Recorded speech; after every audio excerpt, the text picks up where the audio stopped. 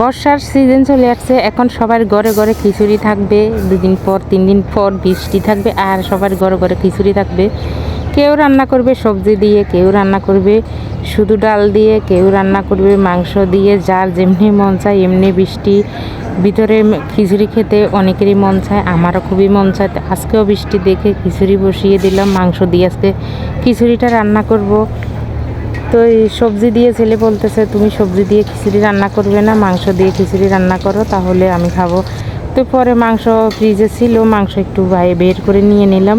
বের করে নিয়ে এখন ডাল চাল 2 রকমের ডাল দিলাম আর চাল দিয়ে অনেকক্ষণ ভিজিয়ে তারপরে ধুয়ে পরিষ্কার করে নিলাম। তো এখানে মাংস ধুয়ে পরিষ্কার করে নেওয়া হয়ে গেল। তো এখানে যা যা দরকার লবণ, মরিচ, হলুদ, রসুন বাটা, আদা বাটা, কাঁচা লঙ্কা সব কিছু দিয়ে মাংসটা খুব ভালোভাবে কষিয়ে এখন এখানে ডাল চাল দুটোই দিয়ে দিলাম। ডাল মুগ ডাল, মুসুরির ডাল।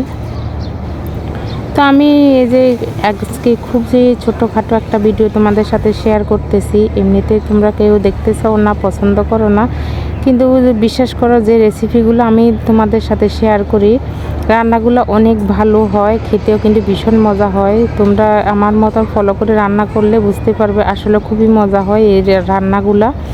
আমার ঘরে সবাই তো পছন্দ করে। তো তোমাদের আমার আজকের এই মাংস দিয়ে খিচুড়ি রেসিপি কেমন লাগলো বন্ধুরা অবশ্যই জানাবে, ভালো লাগলে আমার পাশে থাকবে।